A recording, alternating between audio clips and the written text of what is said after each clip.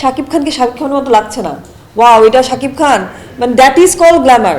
নায়ক একজনকে ঘুষি মেরে 20 জনকে ফেলে দিচ্ছে, এটা কোথাও না কোথাও ভিতরে আমরাও চাই যে আমরাও একজনকে ঘুষি মারবো 10 জন পড়ে যাবে, বাট এটা রিয়েল না।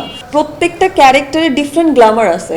ধরেন এখন যদি আমি একটা পাগলের ক্যারেক্টার প্লে করি, আমাকে ওই পাগলটাই হতে হবে, পাগলকে পাগলের মতো লাগছে, এটা ওই ক্যারেক্টারের গ্ল্যামার।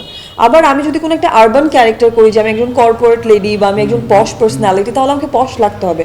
আমাদের কাছে টিপিক্যালি গ্ল্যামার মানেই হচ্ছে দেখতে সুন্দর, ফিট অ্যান্ড চকচকে ঝকঝকে, এইটা আসলে গ্ল্যামার না। আমাদের শিল্পের ক্ষেত্রে প্রত্যেকটা চরিত্র যেমন দেখতে ঠিক তেমনভাবে বিশ্বাসযোগ্য রিপ্রেজেন্ট করা যাচ্ছে কিনা, তখন এটা গ্ল্যামারাস হয়।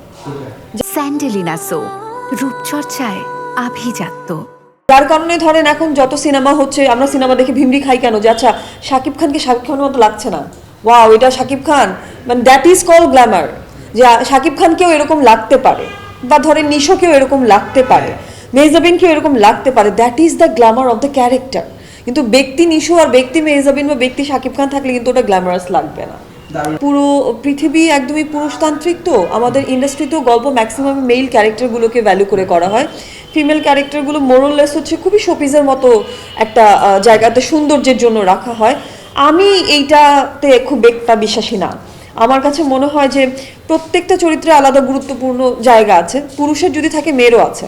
সো যদি সিনেমা করতে হয় তাহলে আমার কাছে মনে হয় মোটামুটি কাছাকাছি প্রায়োরিটি থাকলেই আসলে আমার জন্য সেটা আরামদায়ক হবে। না না, আমার কাছে সিনেমা কখনো কোনো ফরম্যাট না। আমার কাছে সিনেমা হচ্ছে গিয়ে, সিনেমার বেসিক্যালি একটা ইনফ্রাস্ট্রাকচার তো আছেই। সিনেমা মানেই তো ধরেন লার্জার দেন লাইফ, কারণ আমরা ম্যাক্সিমাম হচ্ছে কি আমাদের যে সোশ্যাল স্ট্রাকচার, এই জায়গায় আমরা অনেক বেশি ফ্রাস্ট্রেটেড, ডিপ্রেস একটা কমিউনিটি, এবং আমরা সবসময় যেটা জীবনে পাই না সেটা আমরা সিনেমায় দেখে খুশি হই। নায়ক একজনকে ঘুষি মেরে 20 জনকে ফেলে দিচ্ছে, এটা কোথাও না কোথাও ভিতরে আমরাও চাই যে আমরাও একজনকে ঘুষি মারবো 10 জন পড়ে যাবে, বাট এটা রিয়েল না। সো যখনই এটা ফিকশন বা সিনেমা, তখন কিছু না কিছু তো লার্জার দেন লাইফ হবে। এটাকে আমি অ্যাপ্রিসিয়েট করি, কারণ এটা আমাকে এন্টারটেইন করে। এমন না যে আমি কোনো একটা গান দেখলে এন্টারটেইন হচ্ছি না, বা এরকম অ্যাকশন সিনেমা দেখলে এন্টারটেইন হচ্ছি না, আমি এন্টারটেইন হই। আবার জীবনবোধের সিনেমাও আমাকে এন্টারটেইন করে, দুই রকম। কিন্তু সিনেমাই এখন আপনি আমরা যেটাকে বলি এটা কমার্শিয়াল, এটা নন commercial, nothing is non commercial. যেটার পেছনে আপনি ইনভেস্ট করবেন, যেটা বিক্রি হবে, সবই কমার্শিয়াল। সো সিনেমা আমার কাছে যেটা আমাকে এন্টারটেইন করে, যেটা আমাকে ভাবায়, আমাকে শেখায়, সেটাই আমার কাছে গুরুত্বপূর্ণ। আমার কাছে গুরুত্বপূর্ণ হচ্ছে, আমি সবসময় বলছি, গল্প এবং চরিত্র। যদি চরিত্রের ব্যাপ্তি কম থাকে কিন্তু আপনার ইম্প্যাক্ট বেশি থাকে, তাহলে অবশ্যই আমি করব। আমার যদি মনে হয় হ্যাঁ যে এটা আমি করতে চাই, তাহলে আমি ডেফিনেটলি করবো।